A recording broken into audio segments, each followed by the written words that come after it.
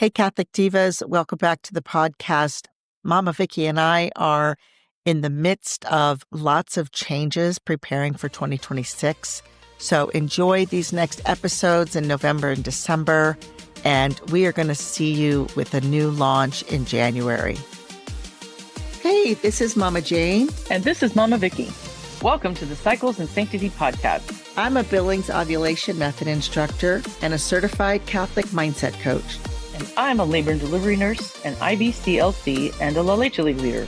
We're here to share with you the beauty and the pain of your cycles. Have you considered honoring your cycles throughout the journey of your womanhood? Have you ever considered your cycle as a tool towards your holiness? Well, sisters, it is.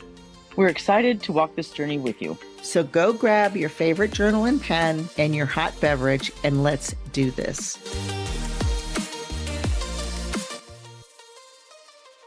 Welcome back, Catholic Divas, to Cycles and Sanctity. We are Mama Jane and Mama Vicky, and we're so glad that you're with us. We are going to be talking today about the joy of trusting our bodies. But before that, I want to mention we had a listener that reached out to me particularly and was just asking me about a couple of podcast episodes that we did before. We did an episode on the joy of staying at home and the joy of a working mom. And she just asked me about discernment. Like, did we talk about that? We didn't talk about that. We may talk about that in a different episode. What we're doing right now with this series is really trying to help you be more mindful of the joy. Joy is a fruit of the Spirit, but it's also an attitude and it's also an emotion. And as we've spoken many times on this podcast, our thoughts activate the emotions, our emotions create the actions that we desire, and then the actions create the fruit. And like Mama Vicky always says, she was just so surprised to realize that we had choices on our thinking. And so that's really what we hope this series of joy is that I heard of a phrase, equal airtime. Like, what are you listening to?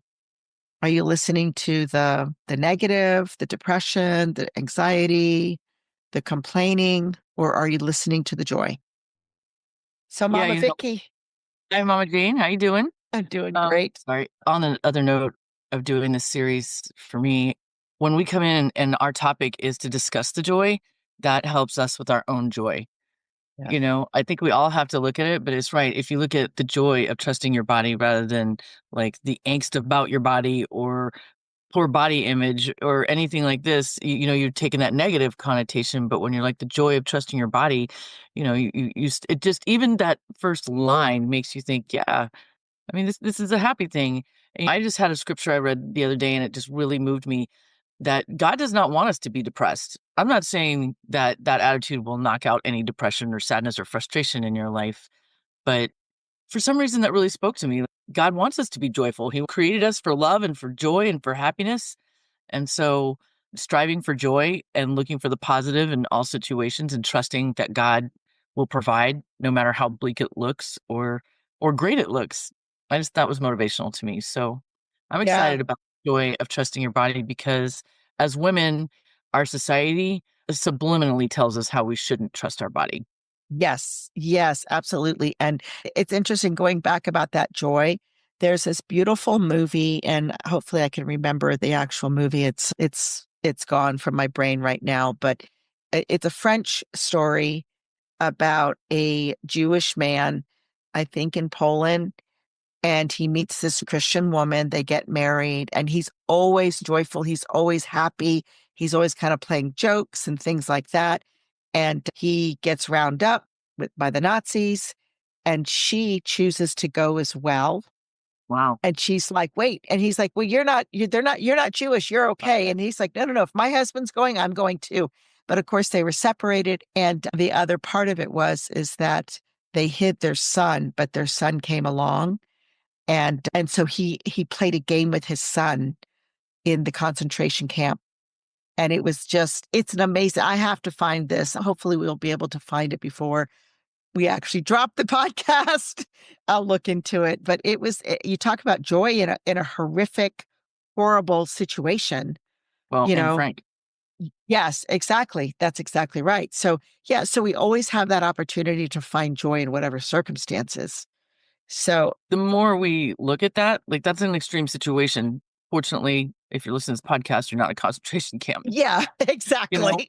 But you absolutely, and there's countless stories of our saints and men and women in the church that are honored that despite very bleak circumstances have chosen joy. So it is a choice.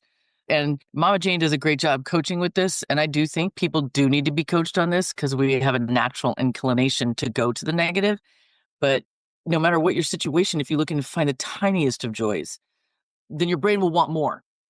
You will learn, your brain Exactly. will start changing from like looking for the, oh no, why can't we, or this won't work, to the, well, gosh, the sun was out for an hour today, or it was light for 10 minutes longer today. It doesn't have to be revolutionary. It can be, but it doesn't have Yeah. to be.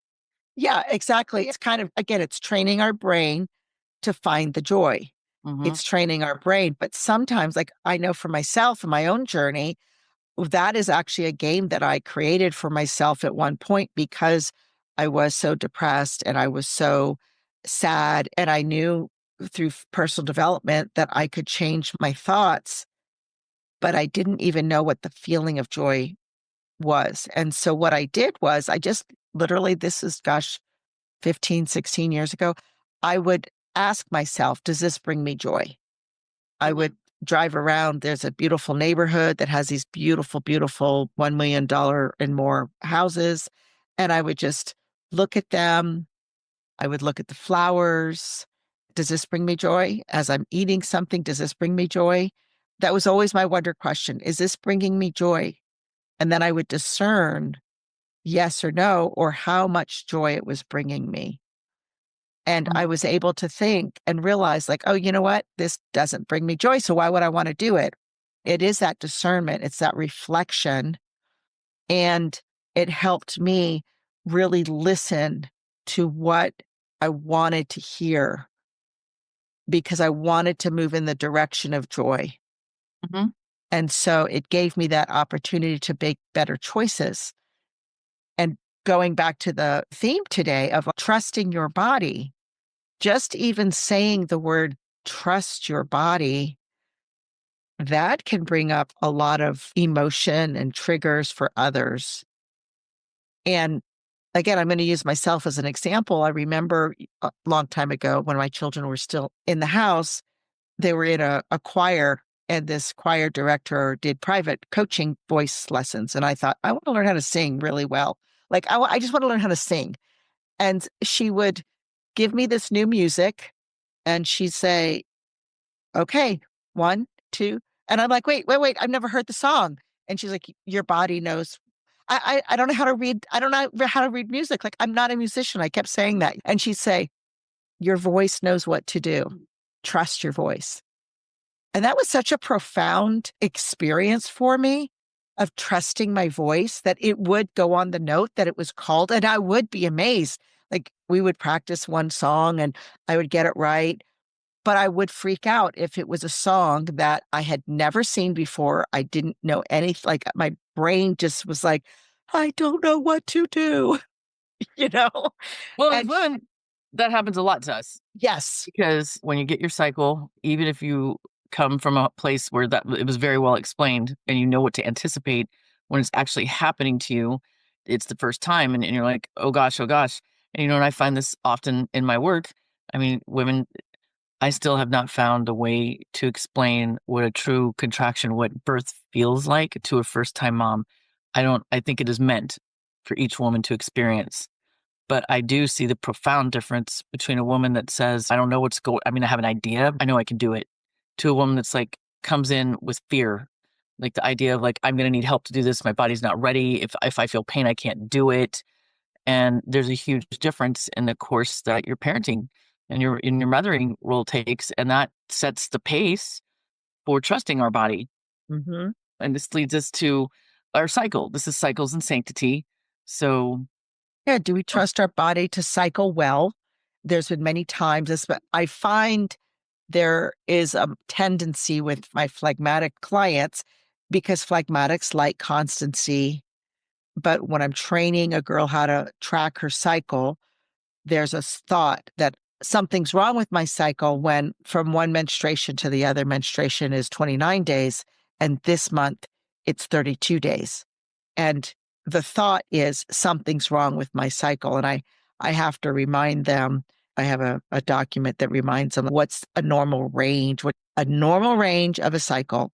You don't cycle every single day. Your period does not start every single month on day 29 or, 30, because we're not the same person from last month, And right? just think about it. I mean, some days you wake up and you feel a little more motivated to tackle the day and your arms and legs and body. Let's say you do a exercise practice. Let's say just even compare it to going on a walk. Some days you got to really make yourself go out there and walk, and your body is like, I don't know if I love this. And then some Yeah. days you walk and you're like, this is phenomenal. I feel good. There's no aches and pains. And so our bodies are fluctuating. I refer to a lot of things as a dance. Mm-hmm. I mean, we're always in a dance with our body, and the dance steps change and the music changes, and our bodies can adapt to it. And that's why, I think sometimes for me, since we're using ourselves, natural family planning, I always knew I wanted to do it. And natural family planning has come a long way. Like in the very beginning, we didn't have a whole lot of reliable ways to do it, or they seemed to me complicated. Moms are busy, really, no matter what stage of life, but especially with little kids. And I find this in general with breastfeeding. I help moms breastfeed. The more tools you throw in to quote help, like the more it becomes overwhelming. And so Yeah. I'm not saying all tools are bad, Mm-hmm. but let's very, very discretionary on what tools we choose to use. Mm-hmm. And what I love about Billings is there just isn't a whole lot to do. Yeah, it's interesting you say that, because one of my own thoughts is a lot of the newer forms of natural family planning underline this statement, this idea of that you can't trust your body, Mhm. instead of where that's one of the reasons why I really resonated with Billings, especially as a teacher. I just really became so appreciative of the fact that I literally can teach any woman. It doesn't matter her economic situation, it doesn't matter her language, it doesn't matter her education. I can even teach a blind woman, which is really cool. And statistically, one of the cool stories I love about Dr. Lynn Billings is she taught fisherwomen in the Fiji Islands who literally would spend their day in the Pacific Ocean catching fish. Like, how cool is that? And I think that's the beauty, is that when we become trusting in our body, that our body can do what it's made to do, right? And God would not absolutely. I mean, we are the makers of the people, ladies. Yes. That is God 100% put us here to Yes. grow the people, and now we need our partner, to our husband, to make the people, but we are the nurturers, the growers, and our body was meant to grow them. A lot of times in this modern day labor and delivery, people make sarcastic remarks like, if a man could do this, a man is not meant to do it. A man has other things to do that we are not meant to do. They've got some more muscle mass, they've got more strength to do things in a different capacity, because if you birth a child or mother, however, like we just have different strengths, and trusting your body also helps you trust God. Yes. Yes. And that's really one of the reasons, Vicky, that I really wanted to call this podcast Cycles and Sanctity, because I really see it as, how do we draw closer to the Lord the more we understand ourselves? And I want to touch on, let's say your body, quote, doesn't work right in our minds. It could be a fact, like, you could have a serious disease, a dysfunction, or like our dear friend Jen Cross, whose tumor has gone down. But I mean, the fact is she has brain cancer, and Correct. her body doesn't like, so there are some things that her body's not able to do at this moment. Right. Or if we're talking about motherhood and you're struggling with infertility, even though you're doing, quote, all the right things, it doesn't mean your body is broken. God has Mhm. another purpose for your body. And the cycles and sanctity really helps you find that out. Like when you're doubting your body, or maybe you're the other way around and you're like, wow, my body just won't stop wanting to make kids. Like, and so we all have a role and a mission. This was, I believe, last month. I just always love the scripture where St. Paul uses the body compared to the church. Would you cut off a leg if your leg was acting weird? No. I mean, and does your arm have anything to do with your leg is doing? No. But do we need the arm and a leg to walk down the street? Yes. Or do we need to know how to compensate for the leg that isn't working? And God is always good. It's Yes. us humans that think maybe he isn't, and that we're suffering an undue cross and get stuck in the why nots. And so the Lord he wants good for your body. And another example I'll use is, let's say a mom comes in and she wants to go natural. I'll try to stay focused on this little, because I could go for hours on that subject. Yes. And then for some reason, your body does not quote cooperate. Like, you do all the things, you've taken childbirth class, you're going natural, you're doing all the movements, you've taken all the training, and for some reason your body doesn't progress, or the baby is in there cattywampus, and you end up having an operational delivery. Your body did not fail you. Your body grew a human, Yes. and so your body did not fail you. And there's another road God has you going down. Because a lot of times, guys, how many times have I read lately? I mean, God is trying to send me a message as always, and I'm just such a stubborn listener. It's not our job to make these decisions. It's our job to trust God. He Yeah. doesn't say, "Hey, Vicky, go do what you want to do, and then let me know how that works out, and I'll come in clutch." No, he says, "Hey, this is none of your business. You need to get up and follow my will." and and we fight it so much we don't even mean to. So women, I mean, since the dawn of time, I believe, from the fall of humanity, our cycle has been sometimes a source of shame. Even in biblical times, bleeding women Yeah. have to get in their tent. We Hmm. can't be around the bleeding women; they're weird, and we know that that's not true. But still, I feel like it comes with original sin, our responsibility for the cycle, or how the cycle affects us. And Yeah. Father Mike Schmitz, I remember when I was listening to Bible in a Year, he talked a lot about that as far as like there could be a tone of when you read the Old Testament of a tone mhm, of a thought that menstruating women were unclean. That was he talked right, about the word unclean and he talks about unclean doesn't mean bad. It's part of the whole thing was the blood was so sacred. right, So that is one of those interesting aspects. But again, women in the Old Testament, I was reading the other day on Deuteronomy, is the fact that like when they came out, when the Israelites were about to go into the promised land, and Moses is like kind of like downloading all of these extra laws, right, in Deuteronomy. One of the things that they were required to do is when a man gets married, he was exempt from any kind of extra work or any kind of military for 1 year right. For so that your yeah. he could enjoy his wife. Mhm, Like, I just thought that was always so cool. Like, he mhm. had a whole year of enjoyment. Like, no, no, no, we understand how important marriage is, and we understand how important coming together and becoming one is. So you're not required to go fight the battles or anything like that. I always kind of just wondered, like when I read that, I remember reading that and thinking, wow, what a gift God gave us in that quote unquote law. Because again, we kind of have these laws that we think are so restricting and actually it gives us freedom. Mhm. And I it's mean, ultimately, doesn't discipline give you freedom? yeah, and that's Obedience what is what gives you freedom. exactly. And that's actually one of the things I wanted to really kind of focus on is like one of the reasons why we have this societal underlying current of noise of we don't trust our body is because of the invention of the pill. Oh, The yeah. whole premise of the pill or contraception is that you can't trust your body not to make a baby, or you can't trust yourself to know when to have the marital embrace so that you wouldn't make a baby. And And just it's think of how many women say, "Oh, my birth control failed me." I know I was just gonna go there. It does, it makes me and when I teach my NFP classes, I do say that. I kinda tell them, I'm like, you should do your own little survey and just ask around like your mothers, your aunts, your Right. grandmothers. Because the pill, for those of you who don't know, the pill was started to market in 1965, and now we are here in 2025. So we've had what, 60 years of the pill? It's 2 generations, 2 and a half really, because Yeah. at Yeah, it 65, has. those women, so the great grandmothers and the mothers and then the you know, so it's that thought that we have to go on contraception because our body doesn't work. Well, divas, It's if you're out there and you've had a baby in the hospital, I guarantee you're asked the question, so what birth control? I mean, your baby's minutes out of your body, and they're like, so what birth control are you going to be using? Yes. Yes. Yes. Exactly. You can't even draw a breath after your baby's out practically. And God puts that in place by Yeah. exclusively breastfeeding.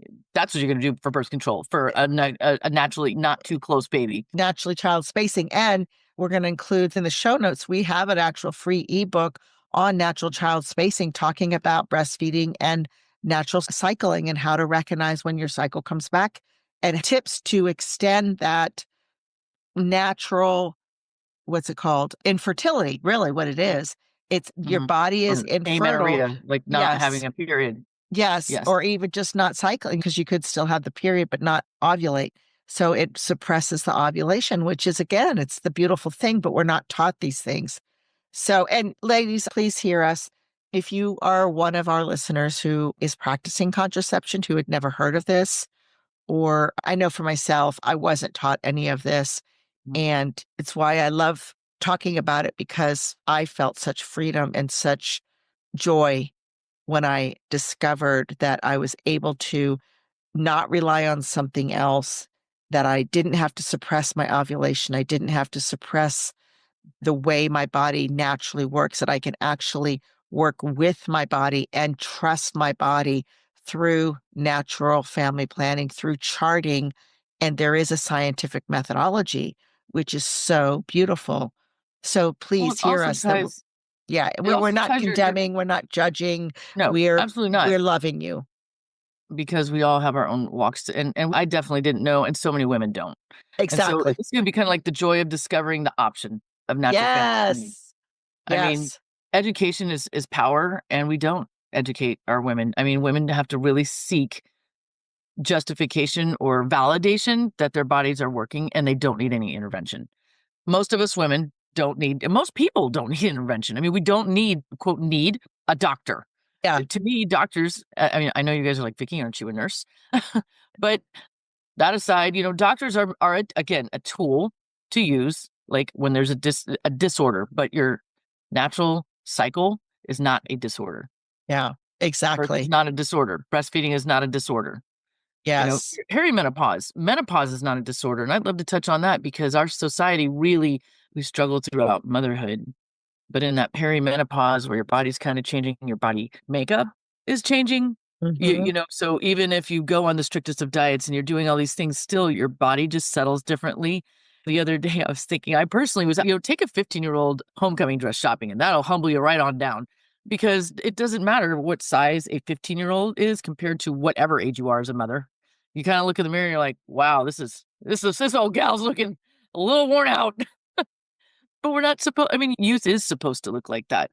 And I said in my brain, I just told myself, I'm a grandma. I am supposed to be a little squishy. Nobody wants, Yes. they're not looking for some sexy 15-year-old going to her first dance, awkwardly walking in short heels. That's right. So I'm supposed to have a little love around my body from the work I have put in. Yes. And that's another area, another stage in life of trusting our bodies. Is that do we trust our bodies to process I use the word picture of perimenopause as like a bridge. Mm. You don't really know how long the bridge is, and you're going into a new land. Postmenopausal is really a new land and it's a new way of life. And there's so much growth and there's so much adventure. I don't know whether it's just because I've been healing myself through the whole perimenopause phase. And so I'm in such a glorious time in my life as a postmenopausal woman. I don't think I ever really thought about it, but I'm really enjoying postmenopausal. I really love it. Mamas, that's the thing, whatever stage you are in hearing this podcast, it is always a bridge. I mean, we bridge from girlhood to womanhood to mothering to postmenopausal to grandmothering. And again, I'm not necessarily saying if you don't have children for whatever reason that you don't qualify for this because all women's bodies go through this. I mean, we all age, we all we walk through life. And honestly, Mhm. life is kind of a big bridge that's a little foggy at the end. You don't know where you're going to end up, but you have to trust on the other end of that fog is light. Yeah. Hmm. And again, that's looking at it joyously. Yes. You don't look at the bridge and be like, how long is this thing? Like, Yeah. look at the fog. Nobody can ever see through that fog. You have to get up every day and be like, wow, this is the bridge God built for me. Yes. Because it's just so easy, especially I just want to touch again, I did have babies easily and for a long time because of my brokenness. I put all my worth into having babies. Oh my gosh, I'm gonna get tearful thinking about it. Mhm. I'm the crier of the show. Clearly, Mama No, Jane can keep it together. but No, this time. when you do trust your body in a certain thing and you put all your eggs in that basket, I mean, your body is not going to stay the same. It's not meant to. So Mhm. what I for me, I had to learn how to look at the joy and the gratitude. Thank you for letting my body do this. Thank you for letting me have that joy, have that confidence. But Mhm. the Lord, it didn't mean for me to leave all my confidence there. It was building blocks. I just didn't Mhm. see it at the time. So, Yeah. the Lord always has us on a journey, no matter what, Mama Jane, and I don't know if we told the whole story, but my mom, her sister got really sick, and so many people said her body would not come back from this. Yeah. And I mean, this was 1996. She was sick and thought that was it. And it's 2025. And Yeah. believe me, she's alive and kicking And and she really is wise. healthy and has taken care of herself and is such a blessing. And even just watching her find the joy in her own body, going to her gym class every day, understanding what her body can take, what her body can't take. It's that do I trust my body? And part of that trust, it's something I want to go back to again. You said something so powerful, Vicky, about when we trust our body, we're also learning to trust our Lord, right? And Yes. I'm listening to Catechism a year Mm. this year.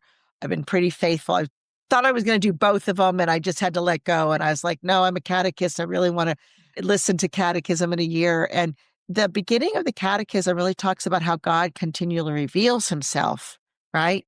He hasn't given the whole revelation at the beginning. He's just always revealing himself, always revealing himself. And I think that's the other aspect you said that at the beginning, because of your own woundedness, your own brokenness, you put all your confidence eggs into that ability to have children and the ability to be a good mother. And you realize now that there's other ways that the Lord is showing you to be confident and that he delights in you, that he finds you glorious, and that literally we are God's masterpiece. St. Paul reminds us in Ephesians that we are God's masterpiece, but we don't look at that as a masterpiece. We don't always look at our bodies as a masterpiece. We don't always look at our brains as masterpieces. And it is really just that message, ladies, that we really want to exhort Drive to home. you. And yeah, just pour into your hearts that trusting your body is a good and holy thing. Your bodies are good and holy. God created us male and female, and he created our female body in a certain way so that we can glorify him in our own way. And every part of your body has a purpose. Your ovaries have a purpose, your uterus has a purpose, your breasts have a purpose, and men don't have those things. And it's just so glorious when we can acknowledge and be aware and talk about it without the shame, without the squirreliness, with the proper Thanks. terminologies, because they're just organs that have certain purpose to fulfill our life. And yet, what I find is when you become more trusting in your body, you do start to find the joy in your body. You do. And then you're finding the joy in the Lord and the gratitude in the Lord. And then that applies to your life. I mean, Mama Jane and I both, we've had several conversations. We grew up in a very reactive family, both of us, very reactive. And I feel blessed. We have walked this journey to be where we are today. I mean, it wasn't always like this. And so I'm here to say, like, as a witness, once you trust your body and you trust the Lord, your life starts to fall into place.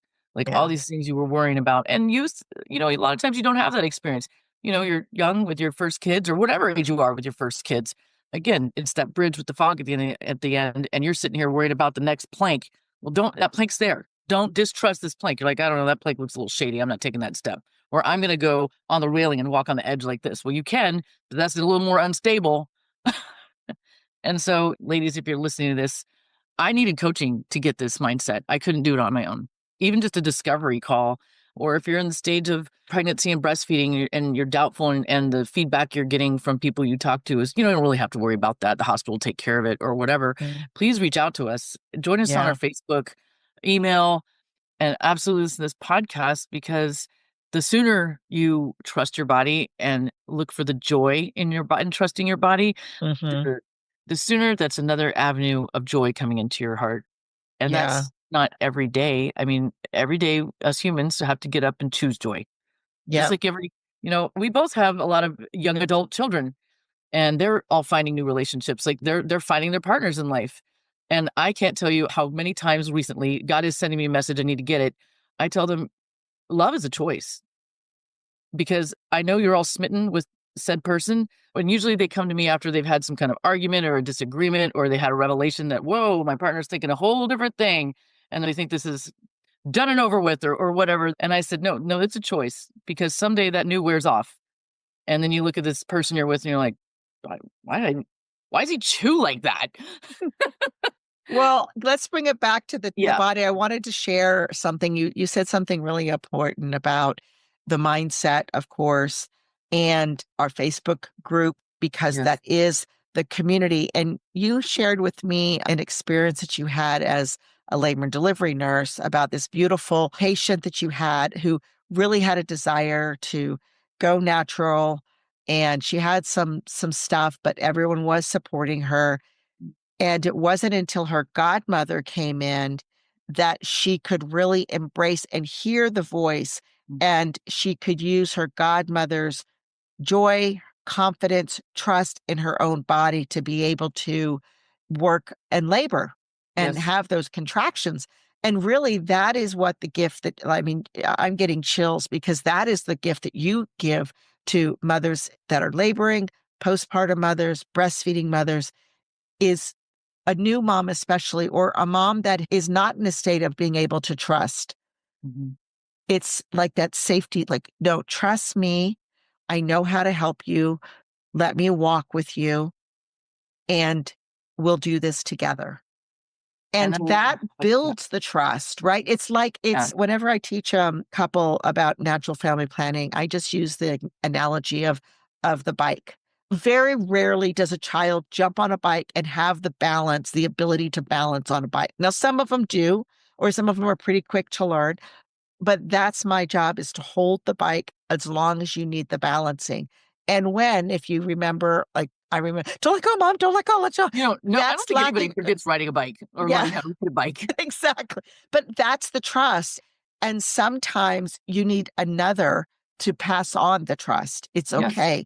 It's okay. We've got it. And that's why we call our company Wisdom Wellness Coaching, because we have the wisdom between the two of us. We have over 100 years of wisdom, and we desire for your wellness, whether it's emotional wellness, spiritual wellness, physical wellness.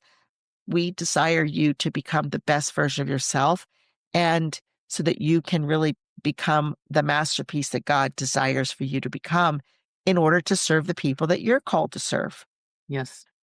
With your gift Yeah. and purpose, we all have Yes. And with charismas and joy, right? it's With joy. It joy. is. It is joyful. So, and like you said, it takes a sisterhood to get that trust, to hold that bike. Yeah. So we want to be a part of your sisterhood. Yeah. And And as part of the sisterhood, we're going to give you a little bit of soul work.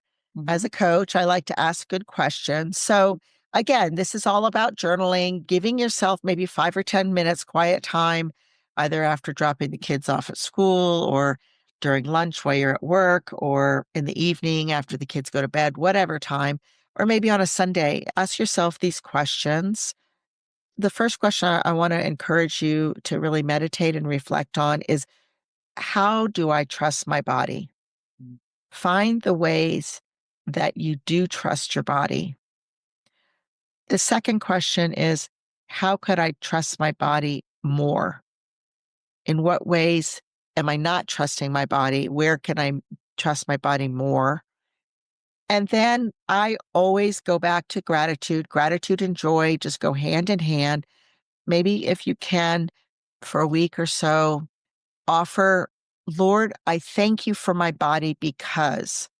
mhm. And that will find the joy. Gratitude, again, gratitude and joy kind of go hand in hand, and it's a fruit of the spirit, right? Joy is a fruit of the spirit. And when we're thankful, it shifts and acknowledging like what the gift is, right? And again, finding that joy, your brain wants more of it.